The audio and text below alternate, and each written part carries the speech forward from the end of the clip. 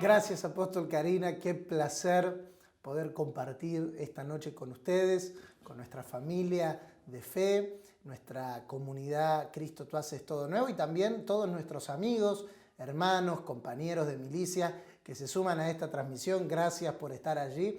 Es un privilegio poder compartir la palabra del Señor con ustedes, que creemos tiene el poder de animarnos, afirmarnos, establecernos, confirmarnos, exhortarnos, pero por sobre todas las cosas, edificarnos en la verdad de nuestro Señor Jesucristo. Yo quiero compartir con ustedes en esta noche un tema que he titulado El Evangelio y su manifestación. Hemos aprendido en este último tiempo que el Evangelio es la buena noticia de todo aquello que Dios ha hecho en Cristo. Cuando nos acercamos al Evangelio, no nos acercamos solo a las buenas nuevas de salvación, sino que nos acercamos al hecho de que Dios, por medio del Espíritu Santo, imparte a Cristo en nuestro interior y ahora reside en nosotros no como un credo, no como una ideología, no como una filosofía, sino como una vida. Una vida que debe de crecer, que debe de expresarse, que debe de dar frutos de que esa vida está en nosotros. El Evangelio es la buena noticia de que Dios, por medio de Cristo, a través de la cruz, ha decidido impartirse en nosotros. Y a eso lo llamamos la buena noticia. La buena noticia de que antes estábamos muertos, pero que ahora hemos recibido la vida. Cuando nos acercamos a esta definición, debemos de hacerlo con una profunda seriedad de lo que implica, del compromiso que lleva, de la entrega que llega a abrazar el Evangelio. El Evangelio es más que una filosofía o es más que una ideología, es mucho más que una creencia. El Evangelio es una causa a la cual nos entregamos, a la cual abrazamos. Jesús dijo a sus discípulos: si alguno quiere seguirme, tome su cruz, niéguese a sí mismo y sígame. Y vamos a hablar de eso en esta noche, entre otros asuntos. La importancia de abrazar una causa que implica dejar o abandonar nuestra propia vida. Yo quiero que vayan conmigo a Juan capítulo 12, verso 24, el Evangelio según San Juan, capítulo 12, verso 24. De cierto os digo, que si el grano de trigo no cae en la tierra y muere, queda solo. Pero si muere, lleva mucho fruto.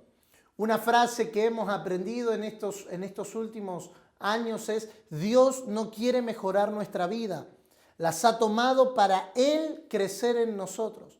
El Evangelio no prevé un cambio de vida, sino un intercambio de vida. Es mi vida siendo absorbida por su vida. Pablo en Gálatas capítulo 2, verso 20 lo declara de una manera maravillosa: con Cristo estoy juntamente crucificado y ya no vivo yo, mas vive Cristo en mí. Podemos afirmar entonces, en base a lo que leíamos en Juan capítulo 12, verso 24, que el propósito de nuestra muerte es vivir para manifestarlo. Y este será mi tema en esta noche con ustedes. El propósito de mi muerte es vivir para manifestarlo. La razón por la cual el Señor nos invita a morir como aquel grano de trigo, y el Señor en ese contexto estaba hablando de sí mismo, pero hoy podemos aplicarlo a nosotros. Si el grano de trigo no cae en tierra y muere, queda solo, pero si muere, lleva mucho fruto. Hemos asociado muchas veces la muerte o la renuncia a nuestro yo, la entrega, la negación, como ustedes quieran llamarlo, a un aspecto dramático del Evangelio. Oh, estoy muriendo. Oh, cómo me cuesta morir. Pero en sí, la muerte en este sentido espiritual representa la oportunidad que tenemos de poder vivir para manifestarlo. No puede existir una manifestación del Señor en cuanto al Evangelio si no hay una muerte a nuestro propio yo o a lo que hoy vamos a denominar la salvación de nuestra alma. Podemos afirmar entonces que vivimos con un espíritu regenerado. Nuestro espíritu, en el momento en que nosotros abrazamos la salvación, ha sido regenerado, como dice el libro de Tito, la carta de Tito, en el capítulo 3, allí por el verso 5, hemos sido regenerados por la palabra. Hemos sido regenerados por el Espíritu. Esa obra salvífica de Cristo en el momento en que nosotros le confesamos como Señor, instantáneamente salva nuestro espíritu, regenera nuestro espíritu por medio de la palabra. Y ahí comienza lo que hemos determinado el proceso de salvación. La salvación es un hecho instantáneo en nuestro espíritu, pero nuestra alma es salvada permanentemente. Continuamente nuestra alma, que es el lugar donde radica nuestras emociones, nuestra mente, nuestra voluntad, es el lugar donde donde el evangelio, mejor dicho, o lo que nosotros hemos adoptado como evangelio, va provocando o va llamándonos a salvación. Va absorbiendo, y este concepto yo sé que no es nuevo, solo permítanme repetirlo por causa de aquellos que se suman por primera vez a la transmisión. El alma necesita ser salvada por Dios todos los días, porque todos los días hay algo de mí que no quiere morir, todos los días hay algo de mí que no quiere manifestarlo a Él. ¿Cómo se manifiestan los frutos del Espíritu? Los frutos del Espíritu se manifiestan en una persona que ha decidido que su alma sea salvada. Se trata de un intercambio de gobierno. Ya no somos gobernados por lo que pensamos o por lo que creemos o por lo que sentimos. Somos gobernados por los impulsos del Espíritu, por la obediencia a la fe, como lo vamos a ver más adelante. ¿Por qué es importante entender que tenemos un espíritu regenerado, un alma siendo salvada, una mente renovada y un espíritu que aguarda un cuerpo, que aguarda ser glorificado? Por una sencilla razón. La medida de la manifestación de Dios que querramos ver en nuestra generación está relacionado directamente a cuánto de nuestra alma ha sido salvada. Cuánto de nuestros pensamientos han sido absorbidos por sus pensamientos. Cuánto de nuestra voluntad ha sido absorbida por su voluntad. Cuánto de nuestras emociones ha sido absorbida por sus emociones. Es interesante descubrir, y no es mi tema, pero solo lo dejo como una semilla para aquellos que deseen indagar. Todas las áreas que componen el alma del ser humano también existen en el espíritu. Haya pues en vosotros el mismo sentir que hubo en Cristo Jesús. Y tenemos un montón de versículos que fundamentan esta verdad. El sentir, el pensar, el querer son expresiones del Espíritu que también se ven en nuestra alma. Si nuestra alma es salvada, dejamos de tener el sentir de Jonathan o las emociones de Jonathan o los pensamientos de Jonathan y comenzamos a ejercitarnos en el sentir del Espíritu, en los pensamientos del Espíritu, en la voluntad del Espíritu. ¿Por qué es importante entender que solo en nuestra muerte Él es manifestado? Porque solo en la medida en la que Él crezca, yo puedo disminuir. Muchas veces hemos utilizado el pasaje de Juan capítulo 3, verso 38, cuando Juan dice es necesario que Él crezca y yo mengüe, al revés. Y hemos dicho es necesario que yo mengüe para que Él crezca. No es Jonathan menguando y Cristo creciendo, es porque Cristo crece que Jonathan disminuye. Es en la medida en la que Él va incrementándose, es en la medida en la que el aumento de Cristo se va volviendo una realidad en nuestras vidas que nosotros vamos disminuyendo, viniendo a menos, experimentando lo que experimenta el grano de trigo según Jesús en el pasaje que leímos al principio, cayendo en tierra y muriendo. Debe de haber un compromiso con nuestra disminución y esa disminución será el fruto de que Él vaya creciendo. Estamos en una temporada, hermanos, donde Cristo está siendo incrementado, donde Cristo está siendo aumentado, donde los parámetros de Cristo en nuestro interior se están ensanchando. Y para que eso sea una realidad, debe de estar en nosotros la firme decisión. Señor, yo quiero experimentar la verdadera muerte. La muerte que no es la interrupción de la vida física, la muerte que es la entrega de nuestro propio ser. Es esa decisión, es ese querer, es ese obedecer a la verdad, es esa operación de la fe que nos dice Pedro en su primera carta en el capítulo 1, verso 9, obteniendo el fin de vuestra fe, que es la salvación de vuestras almas. Es esa decisión, es esa renuncia. Padre, no se haga mi voluntad, sino la tuya. Es esa decisión la que hace que Cristo aumente. Y la consecuencia de que Cristo aumente será la disminución de nosotros mismos. Es necesario, hermanos, es necesario que Él crezca y que nosotros menguemos. ¿Cómo puedo medir si Cristo está aumentando? ¿Cómo puedo saber en una manera muy práctica si Cristo está siendo incrementado en mí?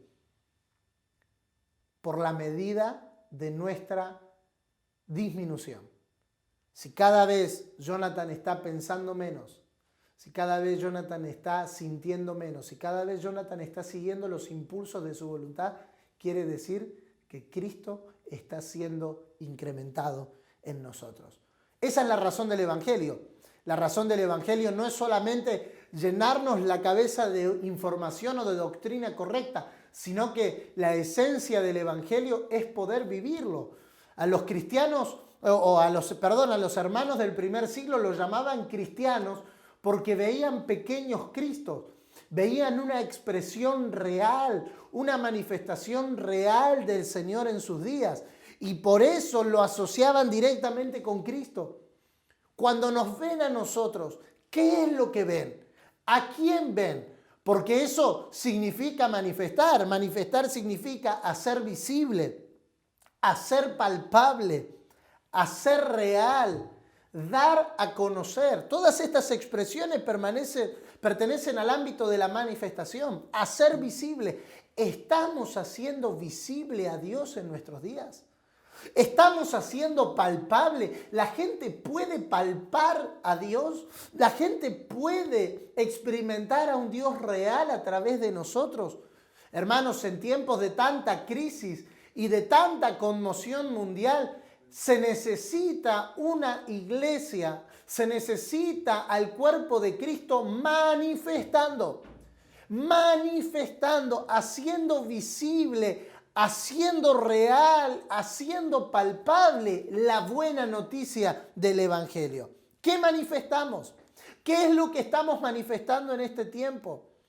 En tiempos de pandemia, en tiempos de incertidumbre, en tiempos de crisis, en tiempos de adversidad, ¿qué es lo que estamos manifestando?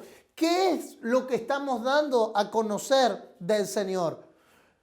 Vivimos en una generación influenciada por el pensamiento de la posverdad. Una sociedad construida en términos filosóficos por gente que afirma que Dios ha muerto. Vivimos en una generación que niega a Dios y me pregunto y nos pregunto en esta noche si eso no será en gran parte porque nuestra generación no ha visto a Dios de manera real. Me pregunto si el ateísmo de nuestra generación es el resultado de una iglesia que no ha sabido expresar a Dios en plenitud. Me pregunto si la falta de credibilidad de la iglesia, más que en la obra del Señor, radica en una generación de creyentes que no lo ha experimentado a Él y que no lo ha manifestado a Él.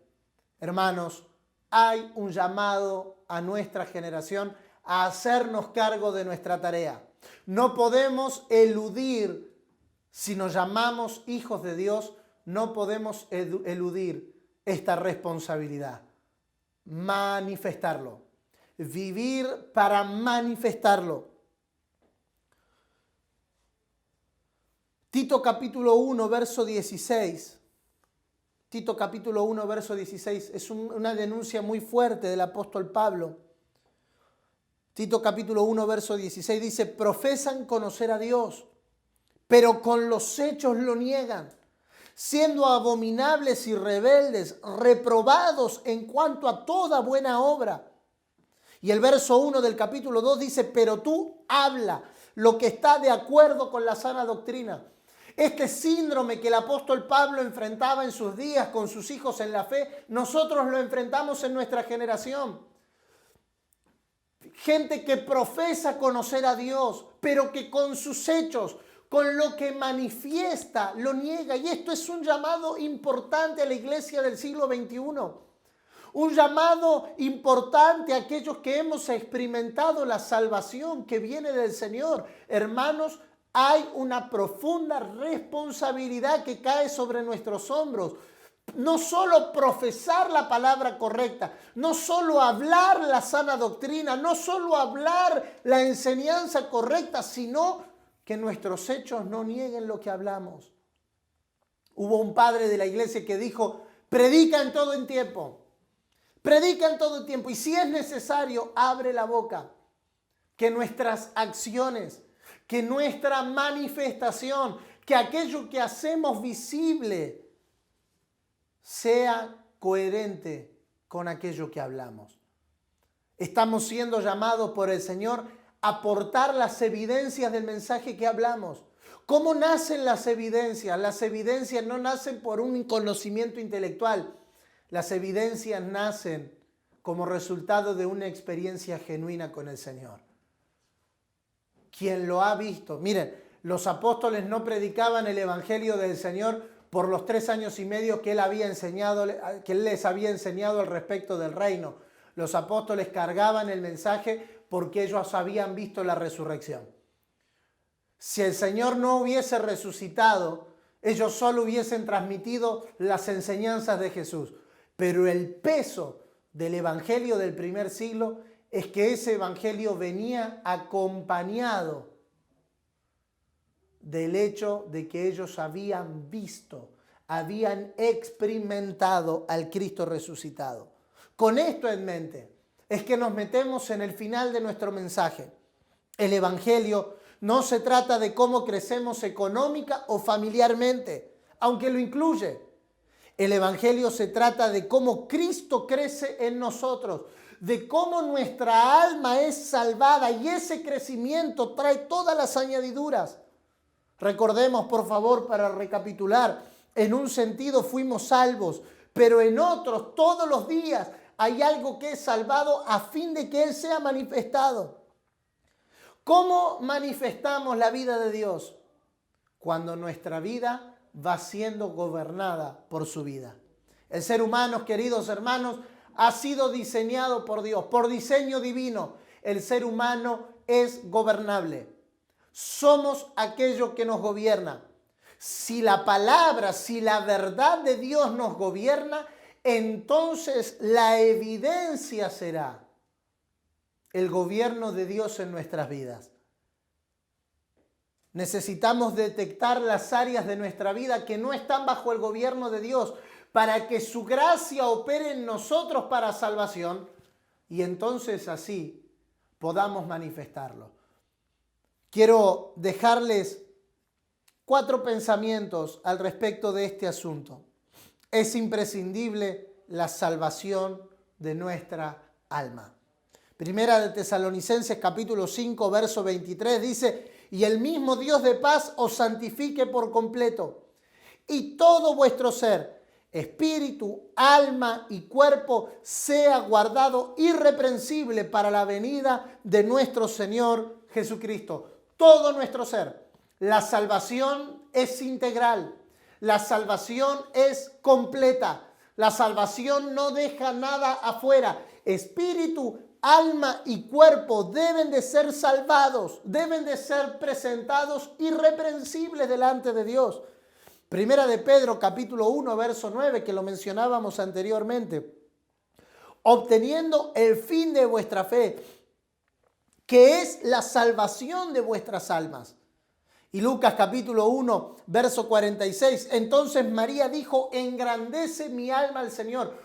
¿Cómo podemos colaborar nosotros con la propagación del evangelio? Haciendo que nuestra alma engrandezca al Señor. Haciendo grande, haciendo visible, haciendo real al Señor en nuestras almas. ¿Por qué Dios le dio un alma a los hombres? Aquí hay algo que tenemos que tocar indubitablemente si nos acercamos a la salvación del alma. La salvación del alma es real porque Dios le dio al hombre un alma. El alma no es el resultado del pecado. Dios creó al hombre con un alma. El gobierno del alma es la evidencia del pecado. Pero eso no significa que el alma sea negativa. El alma responde al diseño de Dios para el hombre. Dios creó al hombre con un espíritu, con un alma y con un cuerpo que hacen parte a un ser integral. ¿Por qué Dios le dio un alma al hombre?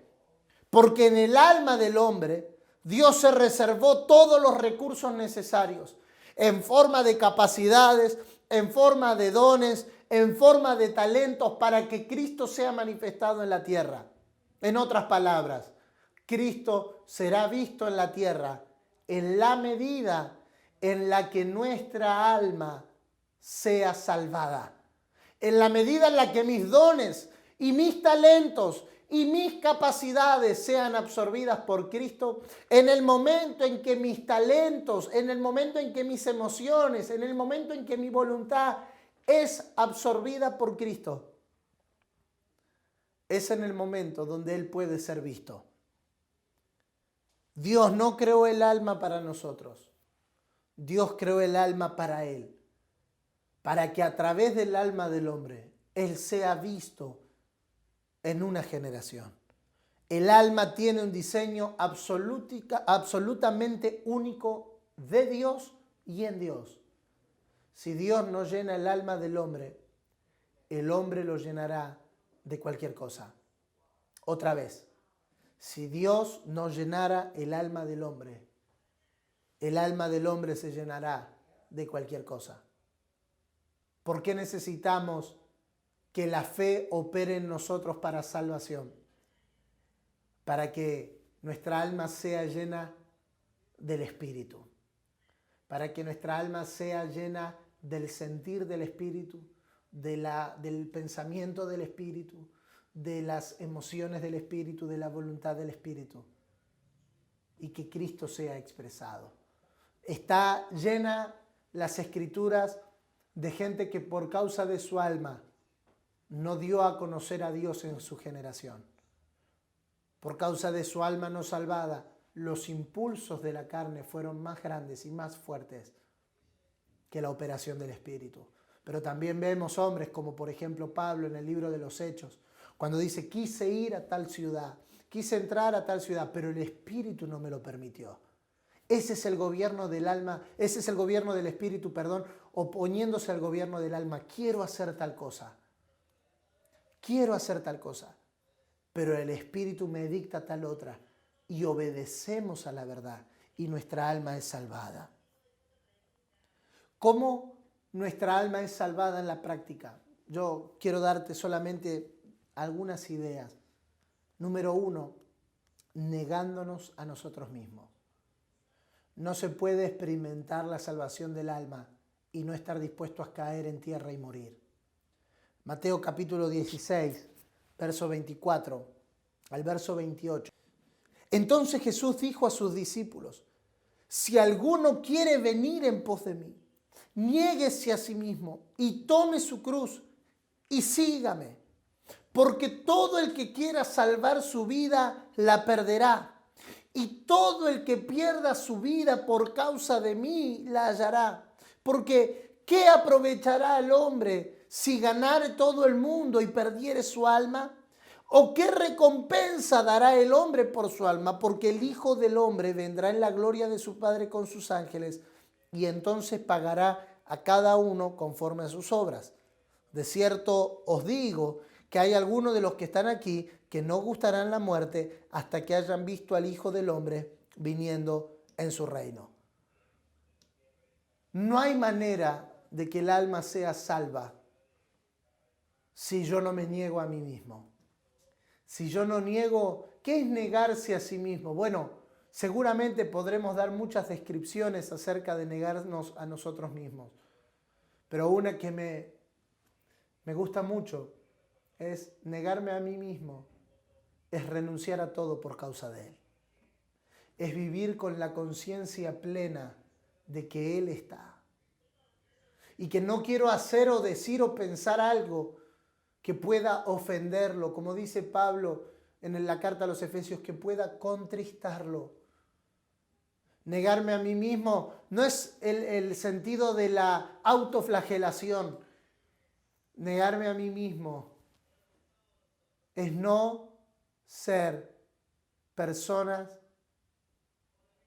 que vivan para contristarlo, sino que vivan conscientes de que Él está. No quiero pensar esto porque Él está.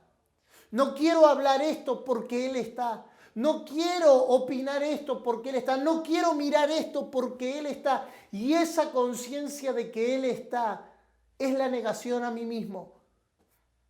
No voy a tomar esta decisión sin preguntarle a Él qué es lo que Él piensa. ¿Qué es lo que Él dice? Hermanos, negarse a sí mismo no es otra cosa que vivir en una constante dependencia de Él. En una constante dependencia de Él. No quiero vivir para mí. No quiero vivir para mis intereses. No quiero vivir, quiero depender de Él todo el tiempo. Todo el tiempo. Mañana, tarde, noche, Jesús dijo, si permanecieses en mí y yo en vosotros, entonces serás mi discípulo. Permanecer tiene que ver con dependencia. Separados de mí, nada pueden hacer. ¿Podemos hacer algo sin Dios? Claro que sí, pero en términos del Evangelio, en términos de la manifestación, lo único que podemos hacer es aquello lo cual estamos unidos a Él. Hay una invitación de Dios en esta temporada a negarnos a nosotros mismos. No es me golpeo, aunque Pablo dice en una declaración maravillosa, yo mismo golpeo mi cuerpo. Pero no tiene que ver en ese sentido de la autoflagelación, sino de decir, no quiero vivir yo. Si voy a manifestar algo, no quiero que sean mis pensamientos. Si voy a crear algo, no quiero que sea fruto de mis pensamientos. No quiero que sea fruto de mi ánimo, porque hermanos, nuestro ánimo es tan inconstante. Nuestro ánimo es tan fluctuante. Nuestras ganas. ¿Quién no ha dicho alguna vez, el lunes arranco la dieta? El lunes dejo la coca. El lunes arranco el gimnasio, hago ejercicio. Pero no sostenerlo en el tiempo. Porque nuestro ánimo es tan inconstante. Nuestro ánimo es tan, como dice el apóstol Santiago, el hombre de doble ánimo es inconstante en todos sus caminos, es semejante a la ola del mar que va y que viene. Neguémonos a nosotros mismos. Y el hecho de negarnos a nosotros mismos implica depender de Él. Te invito en esta preciosa noche a que renueves tu dependencia del Señor.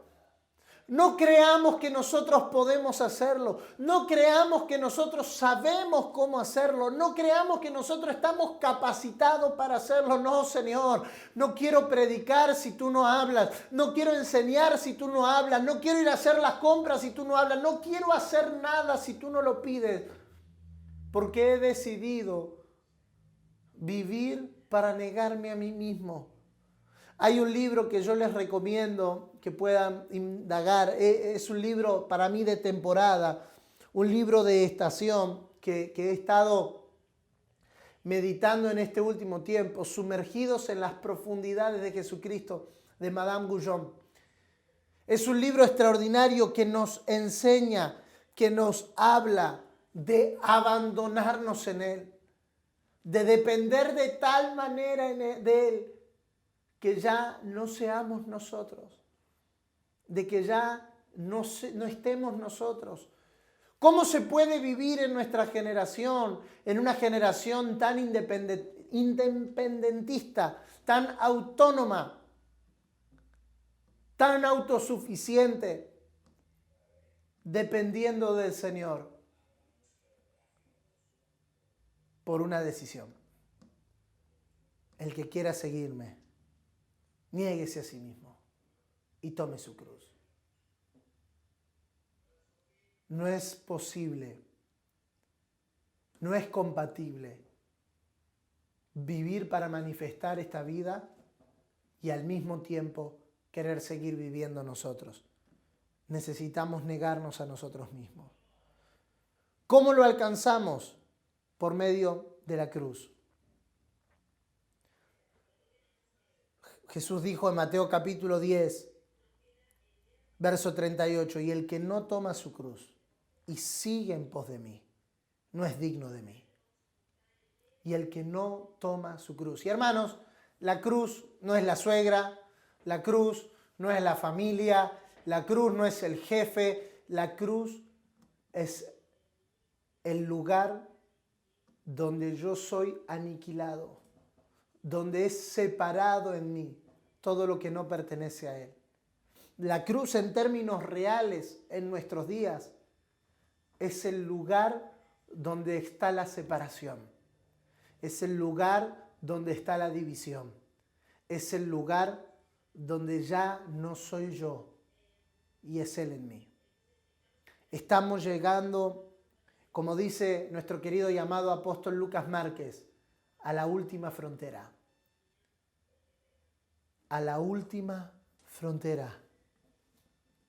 La frontera de nuestra alma. La última frontera de Adán. La última frontera de la vieja creación. La última frontera de nuestra vieja naturaleza.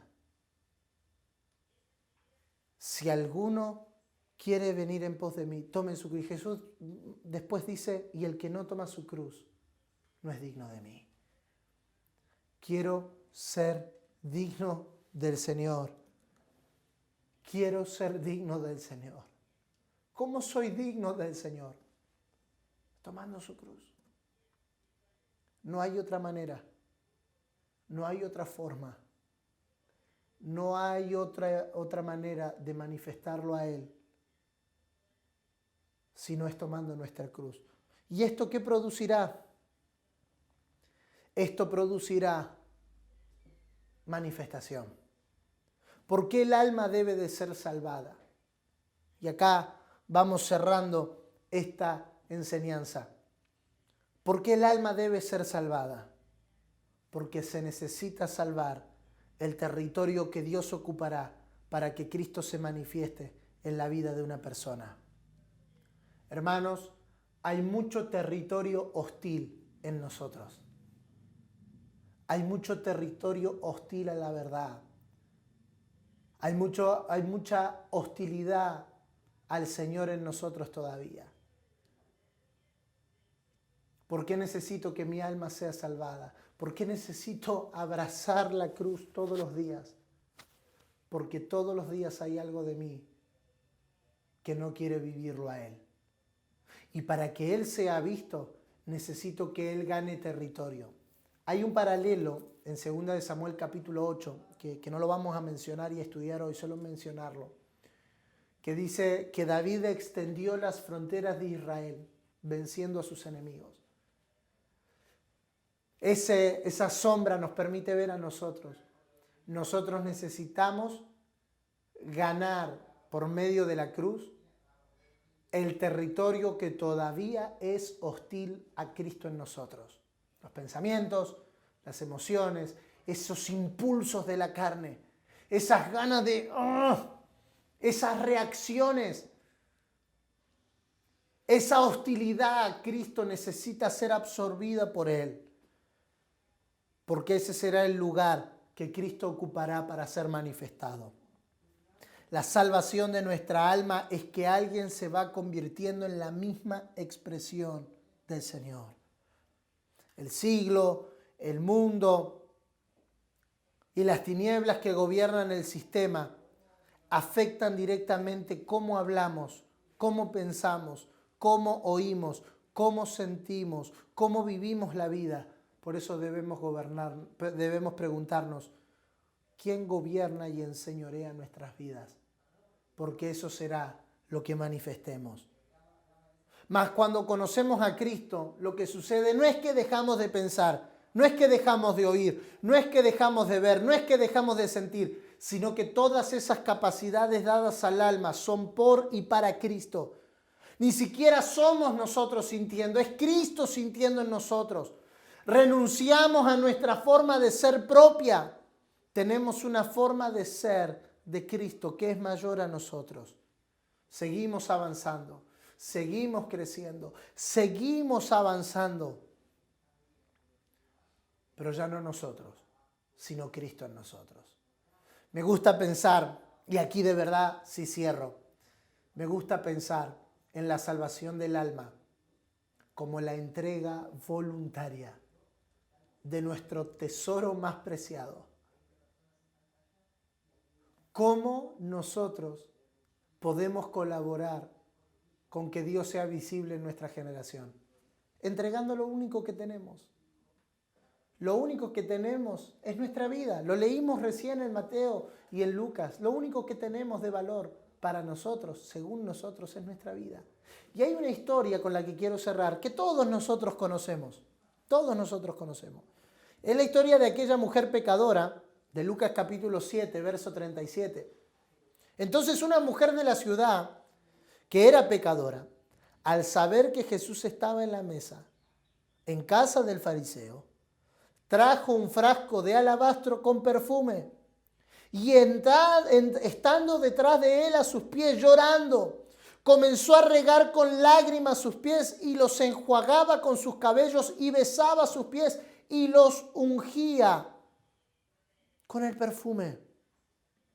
Ese perfume representa nuestra alma, representa lo único que nosotros tenemos.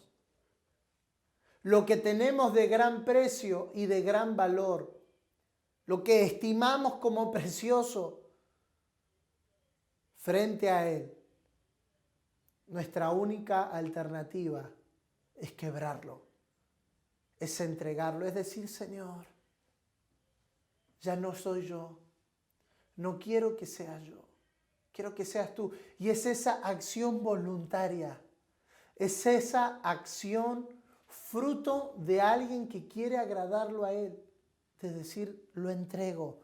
Y vemos 4 cosas en esta mujer que podemos aplicar a un alma que quiere ser salvada. Número 1, quebrantamiento. La palabra quebrantamiento significa reducir a pedazos, quebrantar, machacar, apabullar, degradar. Es nosotros quebrantándonos delante de Él. Es diciendo, Señor, aquí estoy, hazme pedazos, quebrántame, quiébrame. Voluntariamente me entrego para ser machacado, para ser hecho pedazos. La segunda expresión tiene que ver con humildad. La palabra humildad significa la consideración de uno mismo como nada. Esta mujer no le importó el lugar donde estaba, no le importó lo que dirían de ella, no le importó lo que alguien podría pensar. Ella desató su cabello, y cuando uno estudia el contexto, las mujeres no podían desatar su cabello en cualquier lado. Pero ella en una actitud de humildad, hermanos, reconozcamos que no lo sabemos todo. Reconozcamos que nosotros mismos no tenemos la capacidad de cambiar, que nosotros mismos no podemos agradarlo, que nosotros mismos no podemos manifestarlo. Si renunciamos a ese pensar, adoptaremos una posición de humildad. Señor, me rindo, me entrego. La tercera expresión, un amor. Su actitud estaba llena de amor. Jesús dijo, ella amó mucho. Midamos nuestro amor a Dios. ¿Cómo se mide nuestro amor a Dios, pastor? Por la forma en la que tratamos sus palabras. Si alguno me ama, guardará mis mandamientos. ¿Cómo estamos guardando la palabra? ¿Solamente como el depósito de nuevas frases? ¿Como el depósito de nuevas doctrinas, de nuevas enseñanzas? ¿O con el profundo amor de saber que cuando Dios habla, se da a sí mismo? Y por último, dádiva. Ella no se limitó a la expresión de sus emociones. Ella dio una palpable evidencia de su amor y quebró algo que era valioso. Y esto a lo que estamos hablando se aplica de la siguiente manera. Aquel que quiere entregar su vida no tiene problema en entregar con ella todo lo que tiene. No es, Señor, te entrego mis emociones, pero no mi voluntad. Te entrego mis emociones y mi voluntad, pero no mis pensamientos. Te entrego mis emociones, mi voluntad y mi pensamiento, pero no te entrego mi dinero, o no te entrego mi familia, o no te entrego mis dones. No. Si decidimos abandonarnos en Él, somos llamados a entregarlo todo. ¿Qué es lo que tienes de gran valor? ¿Qué es lo que atesoras en ti como de gran precio? Porque eso será lo que debas de rendir. Quiero invitarte en esta preciosa noche a decir, Señor, aquí estoy. Me entrego completamente. Como aquella mujer, no me importa el contexto, no me importa el lugar. Quiero manifestarte. Quiero que las personas que me rodean te puedan ver. Necesito que mi alma sea absorbida. Necesito que mi yo sea absorbido. Porque quiero hacerte real en nuestra generación. No quiero que la gente siga diciendo Dios ha muerto. Quiero que la gente diga puedo ver a Dios en tal hermano. Puedo ver a Dios en tal persona. Puedo ver a Dios en mi vecino. Pero eso no será si no estamos dispuestos a tomar nuestra cruz. Padre, con profunda humildad y con el profundo reconocimiento de que nosotros no podemos, nos entregamos en esta noche, nos rendimos ante ti, quebrantamos nuestro vaso, quebrantamos nuestro vaso, quebrantamos nuestro gran tesoro llamado nuestra alma, para que sea absorbido por ti. Porque queremos verte manifestado en nuestra generación. Aquí estamos, Señor. Absorbe de nosotros lo que tengas que absorber. Toma de nosotros lo que tengas que tomar. Queremos vivir para darte a conocer. Que tú seas visto. Es necesario que tú aumentes y que nosotros disminuyamos. Que podamos hacerte real en nuestra generación. En el nombre de Jesús. Amén y amén. Gracias por acompañarnos, por darnos de tu tiempo. Apóstol Karina, volvemos con usted. Un fuerte abrazo a todos. Paz.